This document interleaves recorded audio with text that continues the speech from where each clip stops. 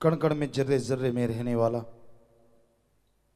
सारी सृष्टि को बनाने वाला, उसके लिए क्या असंभव हो सकता है जो सारी सृष्टि को बना के सैकड़े त्रिलोकियां, त्रिलोकी कहते हैं, यहां 3 तरह के जीव होते हैं। एक जो दिखते हैं, एक दिखते नहीं, और एक देवी देवता फरिश्ताओं के शरीर से दिखते हैं, अस्थूल काय, नहीं दिखते सूक्ष्म काय, और देवी देवताओं का ऐसे हाथ हो तो परछाई ना पड़े, उसे कहते हैं कारण काय। 3 तरह के शरीर यहां पे होते हैं, उसको त्रिलोकी बोलते हैं।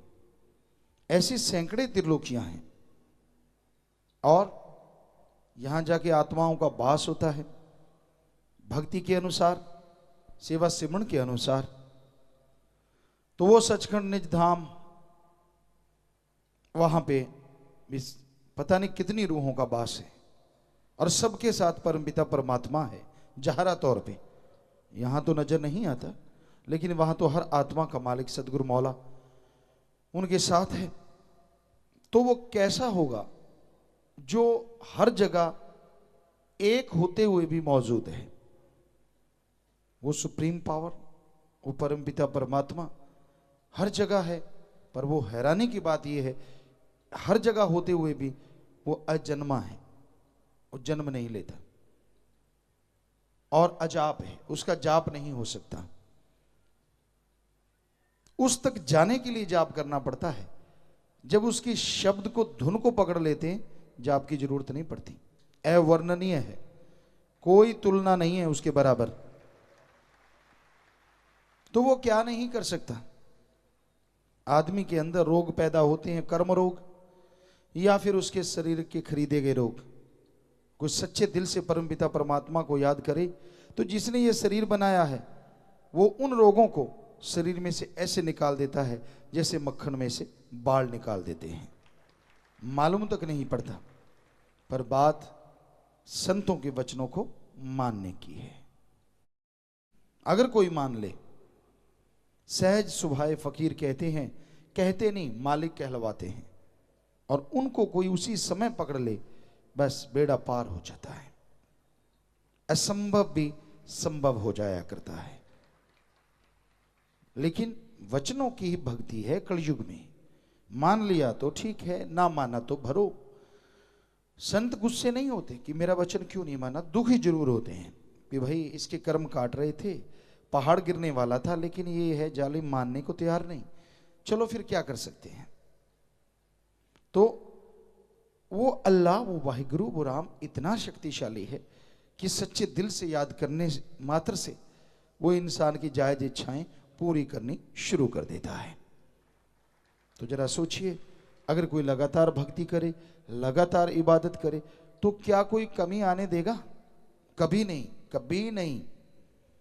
तो इसलिए उसको सच्चे दिल से याद करो, फरियाद करो। वो परमपिता परमात्मा दया का सागर, रहमत का दाता, कोई कमी नहीं छोड़ता किसी भी तरह की। तो इसलिए अगर आप उस परमपिता परमात्मा की दया में रहमत के काबिल बनना चाहते हैं, उसकी कृपा दृष्टि के लायक बनना चाहते हैं, तो ये जरूरी है आप उसके नाम का सुमरन किया करो। दिखावे की जरूरत नहीं, उसको दिखावा बिल्कुल पसंद नहीं है। दिखावे से तो समझदार आदमी भी नहीं पसीजता, उसको भी पता चल जाता है यार ढोंग कर रहा है, पाखंड कर रहा है। तो वो खसम जिसने सबको बनाया है वो कैसे दिखावे में आ जाएगा? जरा सोचिए। वो तो सवाल पैदा ही नहीं होता, वो तो हकीकत में यकीन रखता है। आप कैसे हैं, किस तरह के हैं, वो सब जानता है। क्या विचार आपके अंदर चल रहे हैं और क्या आने वाले हैं उसको मालूम है, आपको नहीं।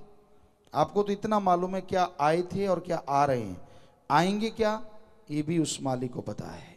तो बताइए आप उससे क्या छुपा पाएंगे? फिर भी झूठ, फिर भी कुफ्र तोलना, अपनी बेड़ी में बट्टे डालना है। तो इंसान सच्चे दिल से परमपिता परमात्मा को याद करे, उसके नाम का सुमरन करे, तौबा करे अपनी बुराइयों से।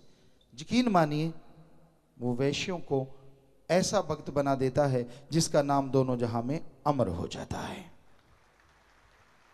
वो गिरे हुओं को ऐसा उठाता है कि उनका नाम अर्श फर्श दोनों में गूंजने लगता है।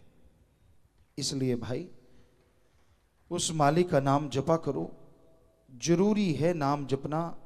इसी एक बात को हम अरबों बार कह चुके हैं और कहते ही रहेंगे, क्योंकि आप मानेंगे तो भी कहना है ताकि आप मानते रहें, नहीं मानते तो कहना ही कहना है। नाम का सुमरन अति जरूरी है। सेवा करो तन मन धन से, लेकिन सुबह शाम सुमरन के भी पक्के बनो। काम धंधा करते हुए थोड़ा थोड़ा जाप, लेट के बैठ के, अरे हर्ज क्या है। आप गीत गुनगुनाते हैं, किसी की निंदा गुनगुनाते हैं, किसी की बुराइयां गुनगुनाते हैं, घर का कलह कलेश गुनगुनाते हैं, उनको छोड़ के राम नाम गुनगुना के देखो। बाकी गुनगुनाने की जरूरत ही नहीं पड़ेगी, क्योंकि टेंशन गम चिंता सब मिट जाएंगे। तो सुमरन अति जरूरी है। करना ना करना मर्जी आपकी, हम तो होका देने वाले चौकीदार हैं। जो गाइड है, टीचर, लेक्चरर, उसको तनख्वाह मिलती है, वो तनख्वाह की वजह से पढ़ाता है कि भाई मेरे चैप्टर ना रह जाएं। मैंने तो अपने चैप्टर, अपने जितने भी अध्याय हैं वो पूर्ण करवा दिए। आगे बच्चों के हाथ ऊपर है, वो फॉलो करते हैं कि नहीं, उन पे चलते हैं कि नहीं। पर रूहानी संत पीर फकीर तो मालिक की रहमत के काबिल बन चुके होते हैं, उनको उनका मालिक करवाता है, तो वो भी सारे चैप्टर जिंदगी के जीव को समझाते रहते हैं। और यही कहते हैं कि मुख्य चैप्टर अगर आप पास कर लो तो बाकी सारों में आप जरूर अव्वल आओगे। और मुख्य चैप्टर बचनों पे रहो, सेवा सुमरन करो। तीन ही तो बातें हैं, अमल करके देख लो, 12-25 होगा, कमी नहीं रहेगी। अब ये छोटी छोटी बातें अगर इंसान नहीं मानता तो फिर अपने अपने कर्म हैं, उन्हें कोई नहीं टाल सकता। हमने अजमा अजमा के देखा है, कई केसेज हुए हमारे सदगुरु के साथ। बेपरवाह जी ने ख्याल दिया, एक सज्जन आए, शराब पीते थे, मत पी भाई, माफ़ी ली। उनके परिवार वाले खास सेवादार आज भी हैं, तो उनको फिर कहा, फिर लेके आए, 3 बार हो गया, तीसरी बार लेके आए, ये बुद्र वाले की बात। तो उनसे कहा गया कि पीना पीना मत, वरना मौत आ सकती है। अब इससे बड़ी और क्या चीज़ हो सकती है। कभी कभार ही संतों से मालिक ऐसी बात कहलवाते हैं। तो वो कहता जी नहीं, डर गया, कुछ देर नहीं पी। जब पी 2 घूंट अंदर गई और आत्मा पार बोल गई। फिर एक और परिवार, वो भी पंजाब से आए, यहाँ पे 2-3 बार माफ़ी ली, फिर से गलती। तो कहा कि भाई बाई चांस कोई, हम पहले सोचते नहीं, मालिक ने सतगुरु ने फिर कहलवाया कि अब पी ली तो मौत हो सकती है। उसने बहुत डरा, साल 6 महीने नहीं पी, यार दोस्तों ने जबरदस्ती की, फिर घूंट पी ली और पार। तो फिर रोने पछताने से क्या मिलता है, पहले वचन मानो। कई केसेज, ये तो हमने 2 उदाहरण दिए हैं, ऐसे बहुत सारे केसेज होते हैं। क्योंकि फिर जब मन हावी हो जाता है ना, कौन सा गुरु, कौन सा पीर, भगवान भी आ जाए तो भी कहते हैं टिच करके जाना, चल हट। क्योंकि मन ताकत ही ऐसी है, बड़े बड़ों को हिला के रख देती है, तो आदमी की तो बिसात ही क्या। तो कहने का मतलब, हम बार बार कहते सुमरन कर लो, भक्ति कर लो, इबादत कर लो, नाम जप लो। कहते ना, क्या है, संतों का तो काम ही है।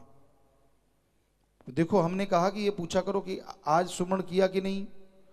बहाना देखो मन ने निकाला, कहता मेरा तो मालिक को पता है। बता, इससे बेशर्मी कोई और हो सकती है? ये तो हमने बोला ही नहीं कि आपने आगे से ऐसे कहना है, सिर्फ ये कहना है आज सुमरन किया, कोई पूछ ले कितना तो वो भी बताना है। ये तो बोला ही नहीं कि ये मालिक को पता है। मालिक को तो फिर सारा ही पता है। तेरा अगर चिट्ठा खोल दिया तो जीने के काबिल ना मरने के काबिल। तो अच्छा है कि उसको ऐसा ना बोल, कहीं वो खोलने लग गया तो। उसने तो तेरे से खुलवा लेना है, ये पुर्जा हिला दिया, सबको बोल बोल के बताएगा, फिर क्या करेगा। तो अच्छा है सही से मान जाया कर कि आज नहीं किया, शर्म आती है तो अगले दिन कर ले, लेकिन बहाने ना ढूंढ। तो ये बड़ी हैरानी है मन की। ना सुमन करना, सत्संग नहीं सुनना, अमल नहीं करने के लिए हजारों बहाने, तरह तरह के। हम तो हैरान रह जाते हैं, इतना शातिर बन जाता है आदमी जब मन हावी होता है। सुमन नहीं करना, भक्ति नहीं करनी, तो भाई सुमरन करो, सेवा करो, मालिक से मालिक को मांगते रहो, त्यागी बनो, घर गृहस्थी बनो, कहीं भी रहो, काम धंधा करो, खाली है जैसे भी जिस भी स्थिति में आप रहते हैं, लेकिन मालिक का शुक्राना करते रहो। अरे डरो उससे, और किसी से ना डरो चाहे, पर उससे डरो, क्योंकि वो ऐसी सुप्रीम पावर है। वो राई को पहाड़ और पहाड़ को राई बनाते इतनी देर भी नहीं लगा था। इसलिए उससे तो कम से कम डर के रहो, उसकी तो भक्ति करो, उसकी तो इबादत करो। घर में राम नाम जपो, खाना सुमन करके बनाओ, काम धंधा करते सुमरन करो, ताकि जो कार्य आप कर रहे हैं उसमें बरकत आए। खाना जो खाए उसको मालिक की याद आए। वो ऐसे ना करो, उससे खिलवाड़ ना करो, वरना आपकी जिंदगी खिलौना बन जाएगी। फिर ना जीते के ना मरते के क्या फायदा ऐसी जिंदगी का। तो इसलिए मालिक से मालिक को मांगो, सुमरन करो, तौबा करो अपनी बुराइयों से, राम नाम जपते रहो, खुश रहो। यही मालिक से दुआ करते हैं, और मालिक सबको खुशियां दे, यही मालिक से अरदास करते हैं, प्रार्थना करते हैं। तो भाई करने वाला मालिक और मानने वाला इंसान है। धन सतगुरु तेरा ही आशा सभी साध संगत जी से निवेदन है कि मेरा चैनल जरूर सब्सक्राइब करें जी।